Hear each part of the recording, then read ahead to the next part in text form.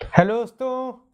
आज मैं आपको मेरी लिखी हुई एक काल्पनिक कहानी सुनाने जा रहा हूं जिसका शीर्षक है सूप वाला चम्मच। मैं एक फंक्शन में खाना लेने के लिए जब लाइन में खड़ने जा रहा था तो मुझे हमारे पुराने मोहल्ले से एक जानकार अपने लड़के के साथ मिले जो मेरे से 3-4 साल ही छोटा था। हालचाल पूछते ही उन्होंने बताना शुरू किया कि कैसे उनके लड़के का एक्सीडेंट हुआ था और उसकी वो चोटें जो साफ साफ उस पर देखी जा सकती थी वो आई।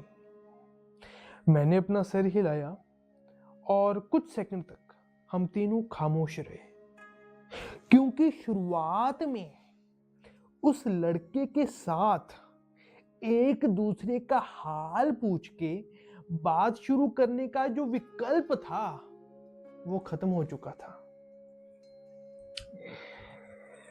फिर वो बोला, तुमने देखा वो अमेरिका ने उस देश पर मिसाइल फेंक दी।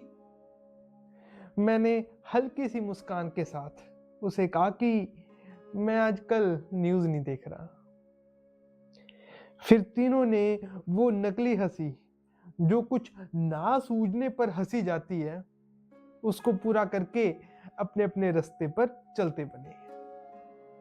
इसी दौरान मुझे कुछ और जानकार भी मिले और अब मैं टेबल पर अपनी प्लेट रखकर और कुर्सी पर बैठकर खाना खाने लगा तो मुझे याद आया कि चम्मच तो मैं लाना ही भूल गया।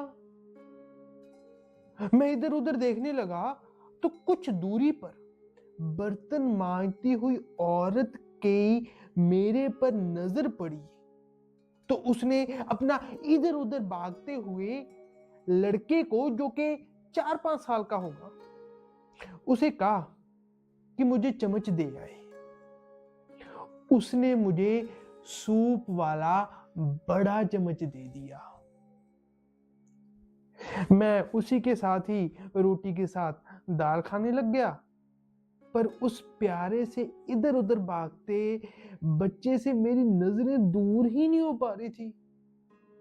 तो मेरे मन में आया कि मैं उसे बुलाकर समझाऊं कि बेटा ये चम्मच तब दिया जाता है जब सूप पीना हो। तो मैं उसे आवाज देने लगा, बेटा बेटा। उसकी माँ ने ये देखकर अपनी बेटी जो 12-13 साल की रही होगी और उसके साथ बर्तन साफ करवा रही थी उसे मेरी बात सुनने के लिए भेजा। तो मेरे पास आने पर मैंने उसको कहा कि पहले तो आपका बहुत बहुत थैंक यू कि आपने मुझे चम्मच दिया। मेरे ये कहते ही उसकी आंखों में एक अजीब सी उदासी भर आई और उसकी आंखें उस पानी से भर गई जो तब आता है जब मन तो रोना चाहता है पर दिमाग किसी तरह आंखों को आदेश देता है कि अभी सही वक्त नहीं है, बाद में, जैसे कि वो हमेशा करता है। मैंने फिर उस लड़की का हाथ पकड़ा जिससे उसके दिमाग को भी मन के साथ मिल जाने की अनुमति मिल गई और उसने मेरा हाथ कस के पकड़ा और रोना शुरू किया। मैं बिना कुछ कहे उसकी तरफ चुपचाप उसको देखता रहा और जब वो चुप हुई तो मैंने उसकी गाल से आंसू पोंछे। उसके बाद वो नीचे बैठकर और रोने के बाद जो हल्की हल्की सिसकियां ली जाती है वो लेने लगी। फिर उसकी माँ ने उसको आवाज दी, चित्रा इधर आ, और वो चली गई। इस दौरान मुझे ये अच्छी तरह से याद था कि मैंने उसके छोटे भाई को ये समझाने के लिए आवाज दी थी कि कौन सा चम्मच कब दिया जाता है। पर मेरे होंठों की ये हिम्मत ही नहीं हो पा रही थी कि वो जुबान को इसकी इजाजत दें,